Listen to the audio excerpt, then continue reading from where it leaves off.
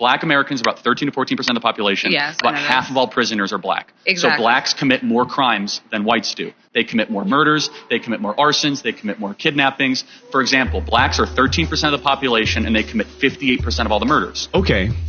Let's talk about it. These are obviously racist claims, but I will respond to them as if Charlie Kirk were a reasonable person. Black Americans are about 13 to 14% of the population. Yes, about half of all prisoners are black. Wrong. Just 38% of America's prison population is black. That's according to the U.S. government. But it makes you wonder why Charlie feels the need to add an additional 12% to the black prison population. Could it be because his bigoted talking points only work if he exaggerates them? If Charlie were actually looking for the race that makes up half the prison population in the U.S., he'd look no further than white people at 57%. Exactly. So blacks commit more crimes than whites do. Wrong. The word "so" is doing a lot of heavy lifting in that sentence. So blacks commit more crimes. He's saying "so" as in therefore, as in one could conclude, but Charlie knows he's lying. Even if he hadn't just lied about the black prison population, Charlie is smart enough to know that correlation does not equal causation, but he's hoping that you don't know that. So he deploys the word "so" to make you think he's coming to an obvious conclusion. So blacks Instead, he's making an illogical, racist leap. Charlie knows that we don't have usable data about who commits crimes. It's impossible to have that data since so many crimes go both unreported and or unsolved. Charlie knows that we only have data about arrests and convictions. I'll come back to that data in a moment. What's painfully obvious is that Charlie Kirk isn't interested in understanding the statistics he so carelessly misquotes. He's interested in making bad faith arguments. Something that becomes even more obvious in his next point. Blacks are 13%